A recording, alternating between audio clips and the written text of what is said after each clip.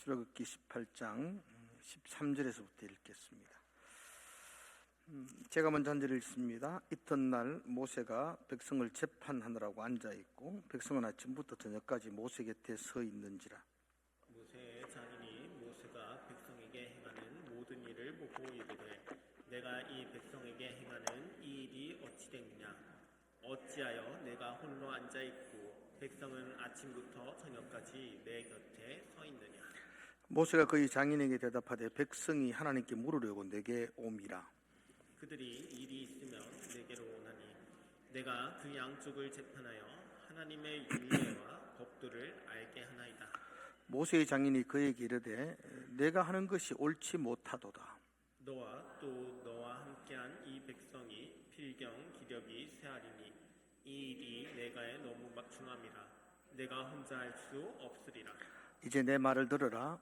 내가 네게 방침을 가르치리니 하나님이 너와 함께 계실지로다. 너는 하나님 앞에서 그 백성을 위하여 그 사건들을 하나님께 가져오며 그들에게 율례와 법도를 가르쳐서 마땅히 갈 길과 할 일을 그들에게 보이고 너는 또 온 백성 가운데에서 능력 있는 사람들 곧 하나님을 두려워하며 진실하며 불의한 이익을 미워하는 자를 살펴서 백성 위에 세워 천부장과 백부장과 50부장과 10부장을 삼아 그들이 때를 따라 재판을 큰 일은 모두 내게 가져갈 것이요 작은 일은 내가 모두 그들이 모두 스스로 재판할 것이니 그리하면 그들이 너와 함께 담당할 것인즉 일이 내게 쉬우리라.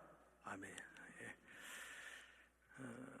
3월달 4월달 두 달 동안은 제가 여러분들에게 본문을 강의하는 설교를 하는 것이 아니고 우리가 지금 추구하고 있는 소그룹 사랑방에 대한 이야기를 나눕니다. 왜 사랑방을 해야 되는지, 성경에서 사랑방을 어떻게 하라고 말씀하시는지, 소그룹이 왜 중요한지, 이건 이제 목자들도 들어야 되겠지만 우리 홍교인들이 다 알아야 합니다. 한국 교회가 급성장하고 또 그리고 흔들리고 무너지는 지금 현상 가운데 계속 무너지고 있는 이유가 교회가 무엇인지를 잘 모르기 때문이다 하는 거죠. 그래서 우리가 사랑방을 하면서 교회가 뭔지, 이 교회에 대한 이야기들을 좀 계속 좀 나누고 있습니다. 우리에게 참 중요한 것들이 많습니다. 가족도 중요하고 가정도 중요하고 그러나 신앙생활에 있어서 교회보다 중요한 건 없습니다.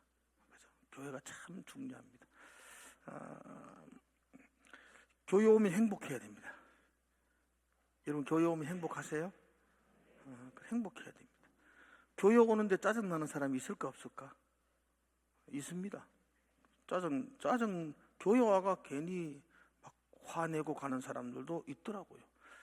그 얼마나 불행해요, 그죠? 왜 그렇게 짜증이 나고 힘들까? 교회가 나쁜 게 아니고, 그죠? 그 교회가 우리가 건강하지 못한 것 때문입니다. 사람 몸이 아프면 매사가 짜증스럽잖아요. 그런 것처럼 우리가 건강하지 못하면 우리는 행복해야 될 이 교회에서도 행복하지 못할 수가 있습니다. 그래서 우리는 건강한 교회를 추구하며 사모합니다. 큰 교회, 살찐 교회를 추구하는 게 아니고 건강한 교회. 계속 우리가 머릿속에서 우리가 추구하는 건 건강한 교회다. 교회가 건강해야 된다. 이 이야기를 세뇌하며 우리가 외쳐야 합니다. 교회 주인이 하나님이시기 때문에 우리는 건강한 교회를 만들려면 하나님에게 교회가 초점을 맞추어야 됩니다. 그래서 교회가 해야 될 일이 하나님을 섬기는 거고, 그렇죠? 또 그리고 교회는 하나님의 뜻을 이루어야 되고, 교회는 하나님의 사명을 감당해야 되고, 교회는 하나님의 영광을 드러내야 된다. 그렇게 말씀을 드렸어요. 교육하는 거니까 반복하는 거예요. 여러분 계속해서 막 이렇게 반복이 돼야 돼요. 자, 교회는 첫 번째 뭐 한다고요? 교회는 하나님을 섬기는 겁니다. 내 섬기라고 버티는 게 아니고 교회는 하나님을 섬기는 공동체가 되어야 되고요. 또요, 하나님의 뜻을 내 자아 성취가 아니고 하나님의 뜻을 이루는 게 목적을 두어야 됩니다. 또 그리고 교회는 하나님이 내게 주신 사명을 감당하는 게 목적입니다. 그리고 마지막으로는 하나님을 영광을 드러내는 게 그게 교회의 목적이어야만 합니다. 그래서 우리는 기도합니다. 오늘 군사님이 기도했던 것처럼 우리가 세 가지 교회를 위해 기도하죠. 첫 번째 뭐라고요? 하나님이 기뻐하는 교회. 그러니까 하나님. 두 번째는요? 성경적인 교회. 세 번째는요? 교회다운 교회. 그래서 여러분 대표 기도할 때나 개인 기도할 때도 교회를 위해서 기도할 때는 꼭 이렇게 기도하십시오.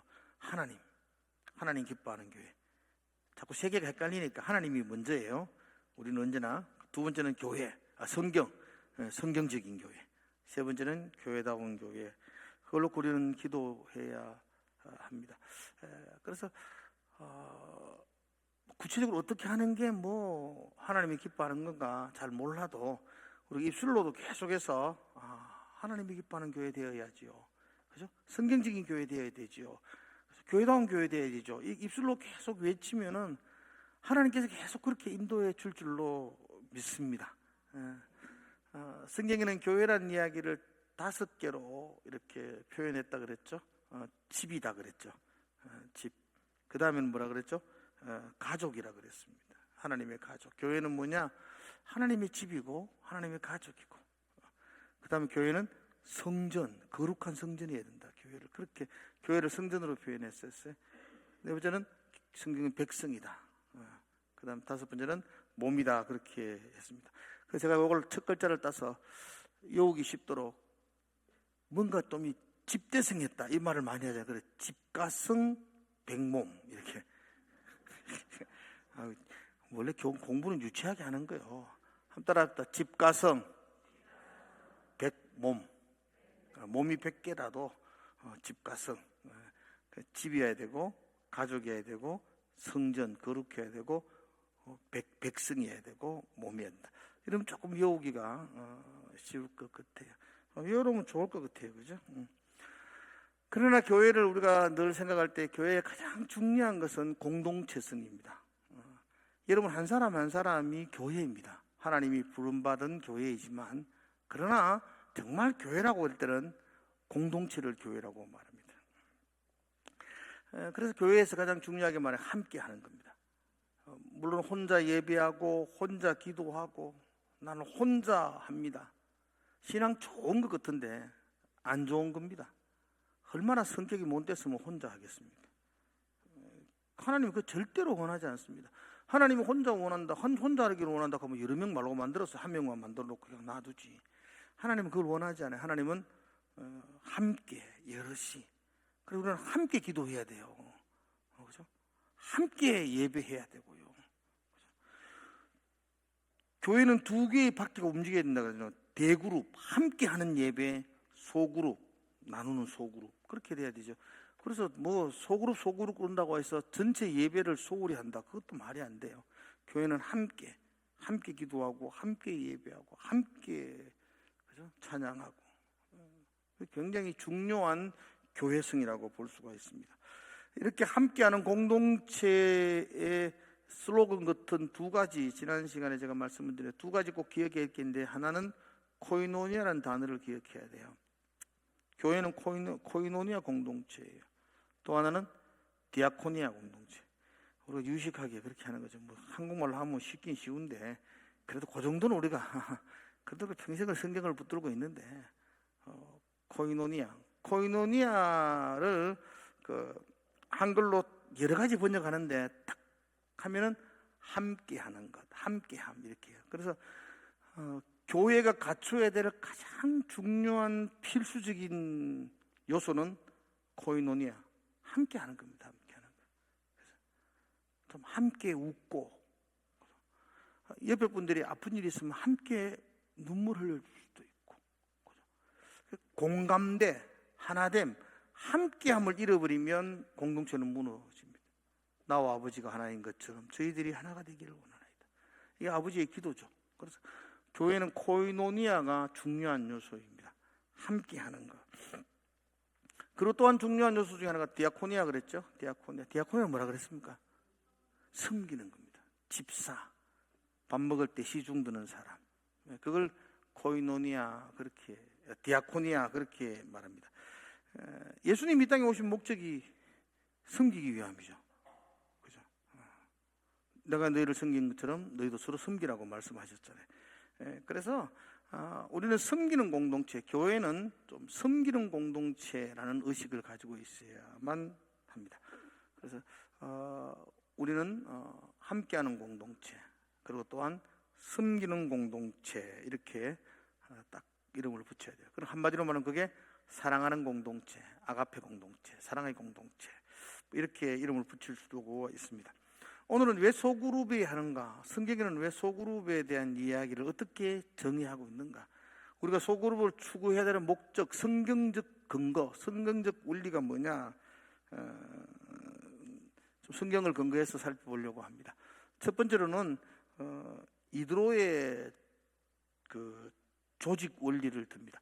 오늘 본문을 그 이드로에 대한 이야기를 오늘 읽었는데, 이 본문을 통해서 왜 소그룹이 하는가에 대한 이야기는 이드로의 그 조직 원리를 볼 수 있습니다. 모세가 이스라엘 백성들을 이끌고 홍해를 건넜습니다. 그리고 시내산 언저리까지 와 있습니다. 이스라엘 백성들이 시내산까지 갈 때 그 기간이 3개월이 걸렸습니다. 그래서 홍해 건너고 시내산까지 도착할 때가 거의 3개월. 그래서 지금 18장을 읽었는데 19장에 보면 이제 시내산에 도착합니다. 그래서 3개월째 되던 날 시내산에 도착했다, 이렇게 표현하고 있는데요. 19장 1절에 그렇게 표현하고 있어요. 그런 것처럼 지금 이 상황은 거의 3개월이 다 된 상황. 출애굽 벌써 한 3개월 정도. 아직도 질서가 좀 잡히지 않았고 또 우왕좌왕하고 있는 그런 상황이라 보게 됩니다. 그때에 이제 모세의 장인이었던 이드로가 출애굽하는 장면, 또 모세가 애굽에서 바로왕과 싸우고, 그때는 자기 아내와 두 자녀를 그 장인집에 맡겨놓고 갔거든요. 그래서 이제 광야로 출애굽하고 났으니까 장인인 이드로가 아내 십보라를 데리고, 그리고 모세의 두 아들이었던 게르솜과 엘리야사를 손에 잡고 모세를 찾아온 거예요. 이제 네 가족을 만나게 해주는 거예요. 그리고 가족을 만나고, 모세는 그동안 하나님께서 어떻게 인도하셨는지, 10가지 재앙을 통해서 하나님께서 애굽의 바로를 굴복시키시고 우리를 자유케 하시고 홍해를 또 어떻게 걷는지 밤새워 그 이야기 하는 거죠. 장인하고 앉아가지고 막 하나님 이렇게 하셨습니다, 그런 이야기를 하고, 광야에서는 그 아말렉 족속들이 쳐들어올 때 막 손을 들 때 이기고 막 재밌는 이야기예요, 재미없는 이야기예요. 여러분 많이 들어가지고 지금 지겨운 이야기지만 이 이야기 할 때 얼마나 감격스럽겠어요. 손을 들었더니만은 막 이기고, 힘들어 손을 내렸더니만은 막 우리 편들이 막 밀리고, 그런데 아론과 우리 양쪽에서 내 손을 받쳐줌으로 말미암아 이겼습니다. 이야, 멋있는 이야기를 하고 그렇게 밤을 새웠던 것 같아요. 그리고 그 멋있는 하나님에 대하여 이드로와 함께 이 번제를 잡아가지고 번제를 드리면서 하나님께 예배를 드려요. 하나님께 제사를 드리고, 그리고 하루가 지나서 이제 이드로가 이제 거리를 이렇게 그 출애굽한 백성들을 이렇게 보고 있으니까, 이게 뭔가 이드로의 눈에 보이기에 뭔가 잘못돼가는, 질서가 없는 모습들이 보이기 시작하는 거죠. 이스라엘 백성들이 출애굽할 때 남자만 몇 명이었죠? 장정이 몇 명이었죠? 너무 가짜는 이야기 물으니까 막 대답도 안 하시네. 남자만 60만 명. 그랬었어요. 적어요, 많아요? 여자하고 아이 합치면 200만이 돼요. 그죠? 200만 정도. 그렇게 출애굽을 했거든요. 그러니까 그게 뭐 백성들은 200만 정도가 되는데, 탁월한 통솔력이 있는 지도자는 모세밖에 없잖아요. 200만 명이 막 왔다 갔다 그리면 싸움이 날까 안 날까? 안 나겠죠, 그죠? 싸움이 나죠. 나빠서 싸우는 게 아니고 무엇이 옳겠냐 무엇이 그렇냐에 대해서 서로 논쟁을 하게 되고 다툼 있기도 하고 뭐 그랬어요. 그리고 다툼이 있으면은 판결을 줄 사람이 없잖아요. 모세에게 가져와야 되는데 200만 명의 문제를 모세가 혼자 판결한다는 게 그게 시간적으로 안 되잖아요. 그죠? 백성들은 기다리다가 지치고, 모세는 계속해서 그거 하는 게 그게 막 지치고, 이러다가 너희는 오래 가지 못한다. 그래서 이드로가 그 모습을 보면서 이렇게 하는 것은 옳지 않다. 옳지 않다. 백성들도 기르기 쉬워하고 너도 지칠 것이다. 라고 말합니다. 그리고는 이드로가 새로운 방법, 너희 이렇게 해라.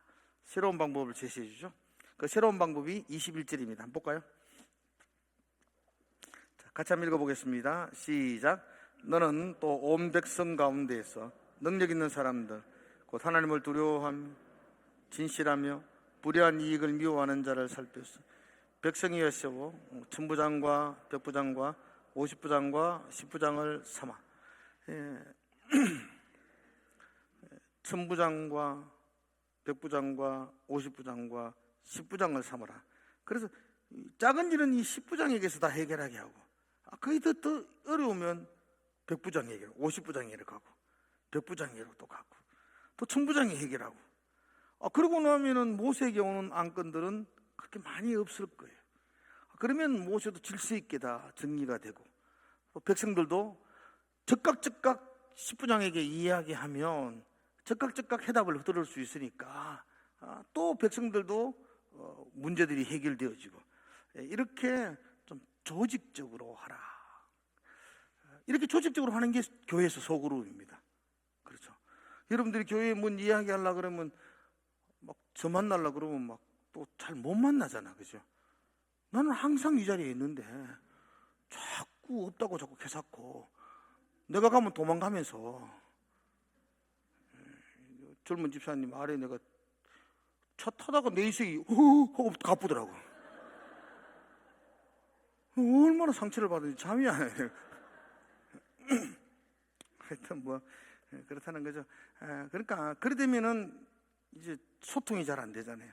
그 목자가 자기 목은 식구들 10명 정도 아닙니까? 그러니까 그게 이야기 들어주고, 그리고 또 위에 이야기하고, 또 우리 교통하고, 이렇게 하는 게 조직이라는 겁니다. 그죠? 조직. 그죠? 뭐 교회가 엉성하게 돌아가야 되지만, 그래도 교회는 그런 작은 소그룹의 조직을 하면은 서로가 자기 문제들을 해결하고 자기 아픔들을 이야기하고, 그래서 하나님과 더 친밀한 관계를 가질 수가 있다는 겁니다. 그러므로 여러분, 사랑방은 그 자체가 교회입니다. 여러분, 그 사랑방이 교회여야 합니다. 그래서 가정교회란 말 많이 들어보셨죠? 몇 가족이 모이면 그걸 교회라고 말합니다. 교회로. 거기서 기도해 주고요, 거기서 안수해 주고, 목자가 그 가족들을 위해서 안수하는 게 돼요, 안 돼요? 집사님은 기도할 때 안수하면 돼요, 안 돼요? 머리에 손 얹어 기도하면 됩니까, 안 됩니까? 왜 안 되죠? 하세요. 주님이 손 줬는데 왜 안 돼요? 목사는 되고 집사는 안 됩니까? 권사는 돼요, 그러면? 장로는 되고요? 그렇지 않습니다.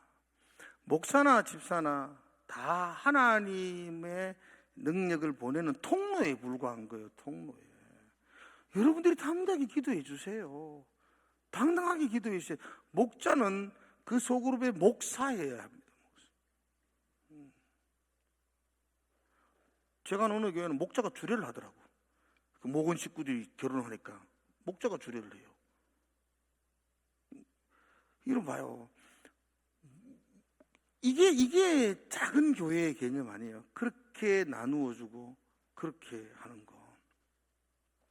그러니까 여러분들, 그런 목사나 집사나 동일하게 하나님의 은혜를 흘러보내는 통로에 불과합니다.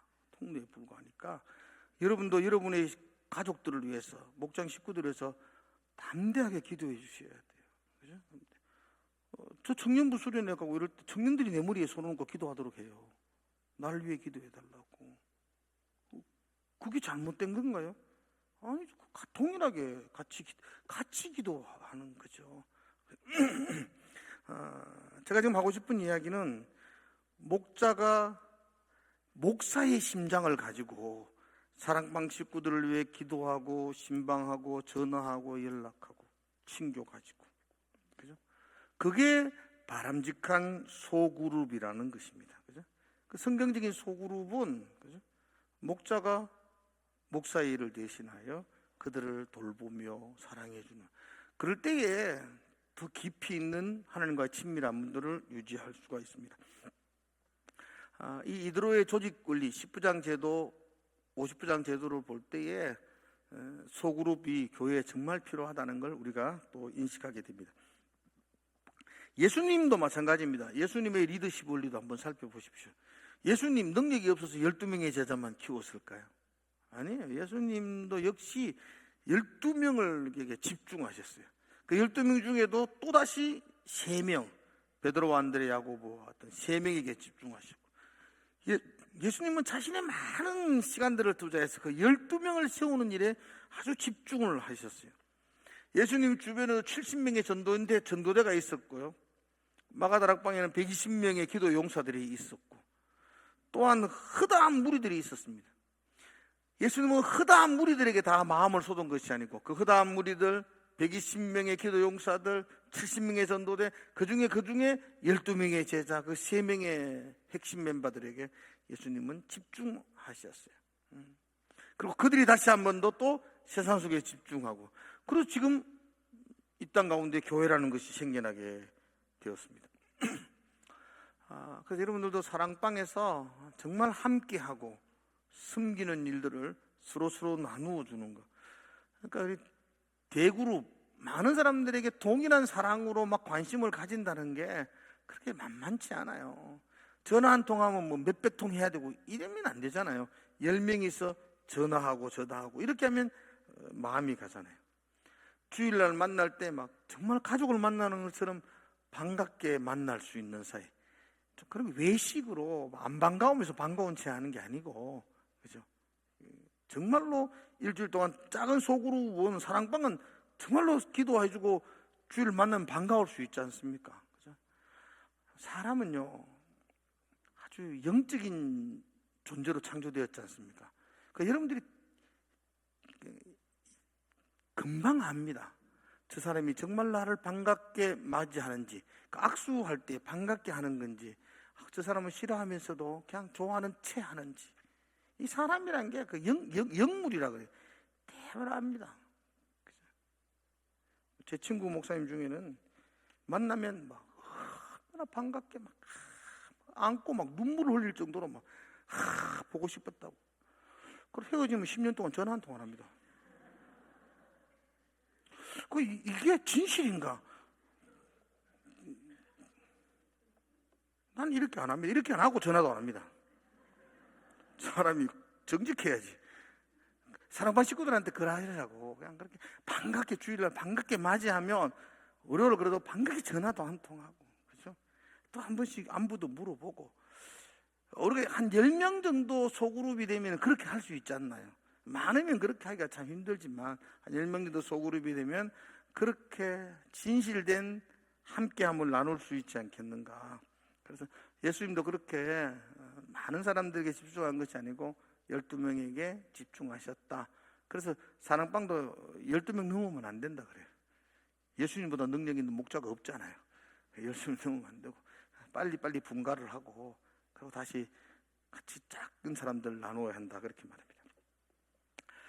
자, 소그룹의 성경적 원리, 이드로의 조직 원리, 또 예수님의 그 원리. 또 한 가지만 더 이야기를 좀 드리려고 합니다. 혹시 여러분들은 그 평신도라는 말을 들어보셨나요? 평신도가 뭐죠? 평신도를 어떤 걸 평신도라고 알고 있어요? 알고 있나요? 알긴 아는데 지금 대답하기는 좀 그렇죠, 그죠? 뭐 말하려고 하기 복잡한데, 성직자와 구별하여 일반 성도를 부를 때에 평신도 그렇게 말합니다. 근데 여러분, 성경에는 평신도라는 게 있을까 없을까? 없죠. 없는데 왜 여러분 자꾸 평신도 그래요? 성경에는 평신도라는 말 자체가 없습니다. 평신도라는 말이 처음 사용되었을 때가 한 3세기 정도. 그 기독교가 이제 3세기가 로마가 기독교를 정식으로 공인화시켜요. 그 전까지는 뭐 기독교가 뭐 숨어서 죽음을 각오하는 순교자들이 생겨났으니까 평신도라 이런 말들을 사용하지 못했는데, 기독교가 공인화되고 기독교가 부흥을 하면서 성직자 그룹과 그 성직이 아닌 성도들의 그룹을 분리하기 위해서 성직자와 평신도라는 단어를 사용했어요. 그리고 성직자를 굉장히 그 특별한 영역 속에 성직자들을 좀 세워 놓았어요. 그래서 이 무리들 중에서 특별하게 구별되어서 성직자, 성스러운 직분을 가진 사람들, 그래서 그 옷도 막 아주 가운도 거창하게 입고 그랬어요. 혹시 가톨릭에서 그 성직자를 부르는 이름이 뭔지 아세요? 잘 몰라요? 교회에서는 목사라 그러는데 가톨릭에서는요?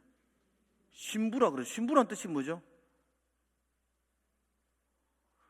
신이 부여한 일을 맡아 하는 아버지, 이런 뜻이에요.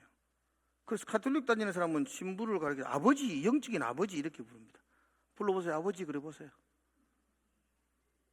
이거 뭐라? 오이씨. 그 가톨릭에는 그래 한다고요. 지금도 내보고 하라 그래. 가톨릭에서는 신부를 아버지로 생각해요. 아버지로. 그죠? 아버지라고 부르죠. 그래서 그런 의미에서 신부, 성직자와 성직이 아닌 사람, 평신도 이렇게 구별을 했습니다. 그러나 15세기 1500년도가 지나면서 그 말틴 루터나 존 칼빈의 종교개혁을 일으키면서 이 잘못됐다고 생각했어요. 그래서 그때부터 성직자와 평신도를 구별하면 안 된다라고 말했어요. 예수님이 십자가에 죽으심으로 성수에 취해졌던 휘장이 갈라져서 그 누구도 담대하게 당당하게 은혜의 보좌로 나올 수 있는 길이 열렸어요. 성직자만 나올 수 있는 게 아니고 그 이전에는 휘장이 가려져 있었고 휘장 안으로는 아무나 못 들어왔어요. 대제사장만 1년에 한 번 대속죄일 날 들어올 수가 있었지, 이 휘장으로 통해서 아무나 들어올 수가 없었어요. 그래서 성직자, 어쩌면 그때는 그래서 일반 백성들과 구별되어져 있는 성직자라는 그걸 뭐 직분이라 그럴까요? 그 직분이 필요했다고요. 그걸 제사장이라 그랬었어요. 구약의 제사장은 평신도와 구별되어 있었어요. 그렇죠? 제사장은 백성들의 마음을 가지고 하나님에게 이렇게 연결시키는, 백성들이 이 안에 들어올 수 없으니까, 백성들은 죄 때문에 하나님과 막혀져 있으니까 성직자인 제사장이 여러분들의 모든 삶들을 붙들고 하나님과 여러분들을 연결시켜주는 그 역할을 하는 게 제사장이었어요. 그걸 성직자라 그렇게 했었어요. 그러나 신약시대에 휘장이 열려졌어요. 찢어졌어요. 아무나 누구나 하나님의 은혜의 보좌 앞에 담대하게 나올 수 있는 길이 열렸어요. 그러므로 성직자와 평신도의 구별이 없어졌어요. 그래서 종교개혁자들은 평신도라는 단어를 사용하지 않도록 했어요. 우리는 프로테스탄트 종교개혁자 교회입니다. 그러므로 우리 교회 안에서는 평신도라는 말을 쓰면 된다, 안 된다? 안 됩니다. 그렇죠? 그 평신도라는 말을 쓰지 마세요. 평신도라는 게 자기의 그 뭐라 그럴까, 열심을 내지 않는 게으름을 합리화시킨, 아이고 난 평신도인데요 뭐 이렇게 하는데, 그게 아니에요. 누구나 다 동일하게 하나님 앞에 나갈 수 있는, 그래서 종교개혁자들은 만인 제사장이다 그렇게 말해요. 누구나 제사장이다 이렇게 말합니다. 그래서 여러분들과 저도 똑같이 교회에서 목사 일을 하는 사람이고, 여러분들은 여러분의 가정에서, 직장에서 목사 일을 하는 사람들이고, 동일하게 직분이 다를 뿐이지, 하는 일이 다를 뿐이지 하나님 앞에서는 동등한 만인 제사장이다 그렇게 부릅니다. 그래서 성직자와 평신도들이 구별되는 것은 성경적이지 않습니다. 이해 가시죠? 어떤 집사님이 뭐 그러더라고. 그럼 내 말 놓겠다 이렇게 하더라고. 말 놓아라. 말 놓는 게 뭐 대수입니까? 그러나 데살로니가전서 5장 12절과 13절에 보면 이렇게 되어 있어요. 한번 여러분 읽어보십시오. 자, 직분이 구별되어지니까 한번 읽어봅시다. 시작. 형제들아 우리가 너희에게 구하노니 너희 가운데서 수고하고 주 안에서 너희를 다스리며 권하는 자들을 너희가 알고, 그 다음 시작, 그들의 역사로 말미암아 사랑 안에서 가장 귀히 여기며 너희끼리 어떻게 하라고요? 귀히 여기라 그랬죠. 귀히 여기고 화목하라. 권하며 가르치며 치리하는 자를 귀히 여기고 가르쳐. 그 목사가 사람이 달라서 존경하고 대접하는 게 아니고 그 직분이 하나님의 말씀을 가르치고 말씀을 전하고 교회를 치리하고 그렇게 질서상 존경을 받고 사랑하고 귀히 여김을 받는 겁니다. 장로님들은 마찬가지입니다. 장로님도 같이 치리하는 귀한 동력자들이니까 여러분들이 그분이 뭐 나이가 많고 어리고 아니고 그분이 직분이 장로니까 여러분들이 귀히 여기고 존경하고 신약은 그렇게 해서 질서를 잡아라 그렇게 이야기하고 있습니다. 그래서 목사라는 것도 직책입니다. 직분. 저도 나이가 되면 은퇴를 할 거예요. 은퇴하면은 목사가 목사 아닌가요? 제가 은퇴하면 목사예요, 목사 아니에요? 예? 그러니까 이게 문제야 봐라. 은퇴라는 게 뭐요? 직분을 내려놓는다는 거예요. 직분을 안 한다는 그냥 목사 아니에요. 그때부터는 성도예요, 성도. 목사가 높아요, 성도가 높아요? 똑같아요. 성도라는 게 얼마나 그때는 그냥 김성도님 이러면 돼요. 그러니까 이제 김성도님 칼라카이 니도 부끄럽고 나도 부끄럽고 막 그러니까 그냥 목사라 하는데, 그러나 본질적으로는 내가 은퇴를 하면 목사직에서 은퇴를 하는 거예요. 그럼 그때부터 나는 목사가 아니에요. 목사직에서 은퇴를 하는 거니까 그때부터 나는 거룩한 성도가 되는 거예요. 그게 그래 강등되는 건가요? 그거 아니에요. 그건 하나님 안에서 동일하게 나는 그동안 일생을 나는 목사직을 받아서 목사직에 수고하다가 그리고 내가 이제 나이가 되어서 목사직을 내려놓고 다시 한번 또 평신도로 또 하나님을 섬기고 예배하고, 그게 개혁주의자들이 가지는 신앙이에요. 그러니까 여러분들이 목자나 목사나 여러분 사랑방에서 여러분 함께 성도나 목사나 동등한 입장에서 하나님을 섬기며 예배하며 사명을 감당하는 거죠. 그죠? 여러분도 목사처럼 사명을 감당해야 되고, 그죠? 여러분들이 장로처럼 사명을 감당하고 내게 주어진 그 일들을 책임지고 감당해야 된다는 것입니다. 그게 만인 제사장의 원리예요. 그렇죠? 이렇게 성경에는 이드로의 조직 원리나 예수님의 리더십 원리나 만인 제사장의 원리들을 종합해 볼 때에 소그룹을 가지고 그 속에서 우리가 사명을 감당하는 게 그게 바람직한 하나님이 기뻐하는 교회다, 그렇게 우리가 정의를 내릴 수가 있습니다. 이런 작은 교회, 이런 교회, 우리 교회를 향하여 하나님이 하신 두 가지 명령이 있습니다. 하나는 큰 계명, 하나님이 주신 큰 계명이고, 또 하나는 하나님이 우리에게 주신 지상 명령이죠. 여러분, 큰 계명이 뭐죠? 가장 큰 계명, 사랑하라는 겁니다. 사랑하라. 그러니까 여러분들 이 두 가지 기둥을 붙들어야 돼요. 교회에게 주신 계명, 가장 큰 계명은 사랑하라는 겁니다. 율법사가 예수님께 묻습니다. 예수님에게 궁금해서 묻는 게 아니고 시험하려고 묻는 거죠. 613가지 율법이 있는데 그 중에 제일 큰 게 뭐냐? 아무거나 찍어서 이야기해도 그보다 더 다른 거 이야기하고 싸움이 붙는 거죠. 그러니까 613가지 뭐라도 이야기해도 논쟁이 붙게 되는 거죠. 그러니까 그래서 논쟁하려고, 시험하려고, 싸우려고 율법학자가 예수님에게 성경 속에 가장 큰 계명이 뭡니까? 예수님 기가 막히게 이야기합니다. 마음을 다하고 목숨을 다하고 힘을 다하고 하나님 사랑해라. 사랑이다. 그게 첫째고, 둘째는 뭐라고요? 내 이웃을 내 몸처럼 사랑하라. 이게 가장 큰 계명이다. 이게 마태복음 22장에서 그렇게 말씀하셨습니다. 함정에 빠뜨리고 올무에 걸려 그러고 시험에 하려 그러고 갈구리에 걸려고 그렇게 살지 말고 사랑해라. 이게 우리에게 주신 가장 큰 계명입니다. 예수님도 제자들에게 세 계명을 너에게 주노니 서로 사랑해라, 그렇게 말씀하셨죠. 사랑하면 이로써 너희가 내 제자인 줄 알리라, 그렇게 말씀하셨죠. 그럼 우리가 교회에서 우리가 정말로 해야 될 가장 지켜야 될 가장 큰 계명은 사랑하는 겁니다. 이보다 더 우선적인 건 없습니다.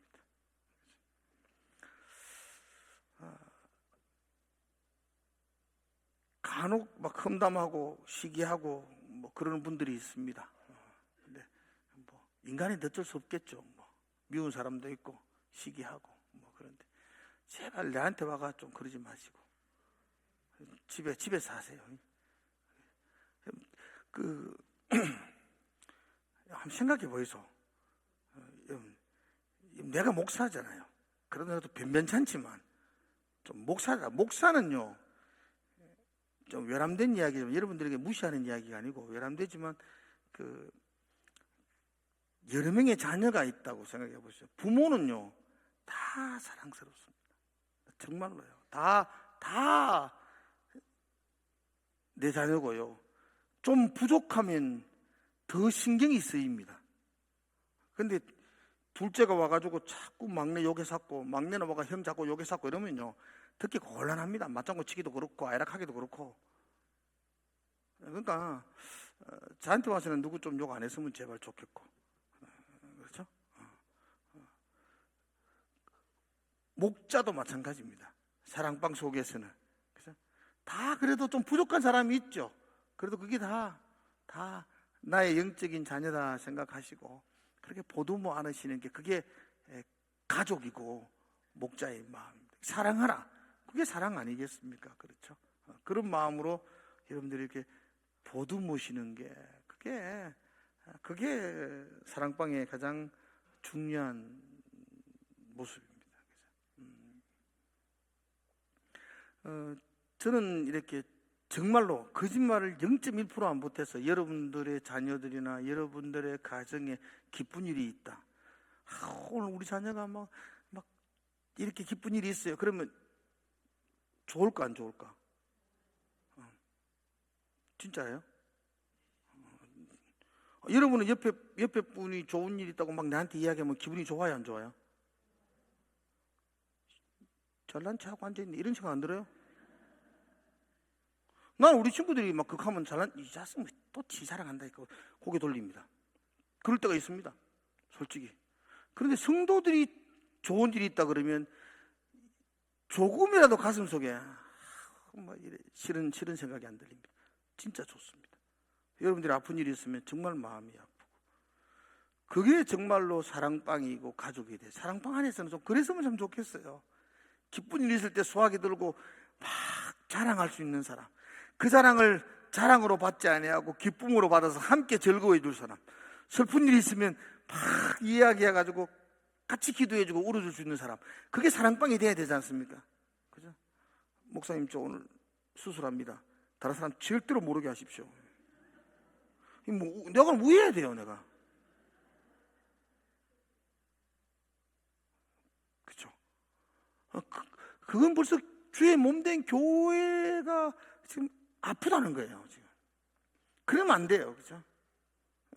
내 아픕니다라고 이야기할 때 비웃는 사람들이 아니라 진짜 같이 아파주는 사람, 그게 사랑이죠, 사랑. 아무튼 여러분, 교회가 붙들어야 될 가장 중요한 계명은 사랑입니다. 또 하나 명령이 있습니다. 명령 마태복음 28장 19절 20절 한번 읽어볼까요? 같이 시작.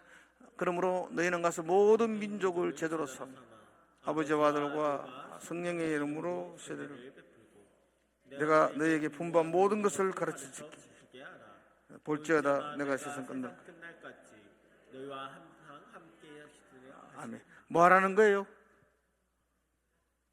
여러 개 이야기하니까 잘 모르겠죠. 근데 이제 제일 중요한 게 뭐죠? 제자 삼으라. 제자 삼으라. 복음을 전해라. 왜? 제자 삼기 위해서. 가르쳐라. 지키게 해라. 양육해라. 제자 삼기 위해서. 그래서 복음 전파, 제자 양육, 복음 전파, 양육 훈련, 이게 다 제자 삼는 훈련이에요. 그래서 교회가 해야 될 그 두 가지, 사랑하고 제자 삼고, 사랑방이 해야 될 그 두 가지, 사랑방 가족들을 사랑하고 한 사람 한 사람을 제자 삼아서 나 닮은 그리스도인으로 자라나게 하는 것. 그래서 서로 세워져서 집, 교회 건물, 교회의 집이 세워져 가는 것, 함께함으로 거룩한 성전이 되어가는 것, 이게 교회입니다. 사랑방은 사랑하고 또 제자 삼는 것, 함께하고 섬기는 것. 그렇게 할 때에 아름다운 사랑방을 세워나갈 수 있습니다. 쉬울까요? 어려울까요? 이게? 쉽지 않습니다. 어렵습니다. 사명이 쉬워요? 어려워요? 어려워요. 그리고 제자훈련 책에 보면 잠자리 그림 보여요? 알아요? 잠자리에게는 날개는 부담이 아니에요. 성도에게 사명은 부담이 아니고 날개라는 거죠. 날개가 클수록, 사명이 클수록 그게 힘든 게 아니고 창공을 지배하는 날개가 된다는 거죠. 우리의 사명은 짐이 아니라 날개입니다. 한번 따라 합시다. 우리의 사명은 짐이 아닙니다. 날개입니다. 여러분, 사명 붙들고 홀볼 날아가서 아름다운 공동체 사랑방 잘 만들어 가시기를 주의 이름으로 축복을 드립니다. 기도하겠습니다. 하나님 아버지, 하나님이 기뻐하는 그 작은 모임, 그 모임 속에서 우리가 서로 사랑하고, 그 모임 속에서 우리가 제자로 삼고, 그 모임 속에서 우리가 함께하고 세워져 가고, 그 모임 안에서 우리가 서로 섬기고 한 가족이 되고, 그런 아름다운 모습들을 우리가 사랑방에서 이루어 나갈 수 있도록 하나님 붙들어 주시옵소서. 그것이 교회라는 것, 건강한 교회라는 것, 그 건물이 아름다운 것이 아니고 많이 모이는 것이 아니고 정말 함께하고 사랑하고 제자 삼고, 그게 교회라는 것, 그게 건강한 교회라는 것 우리가 기억하게 하시고 하나님 건강한 교회로 우리를 세워 주시옵소서. 예수님 이름으로 기도드리옵나이다.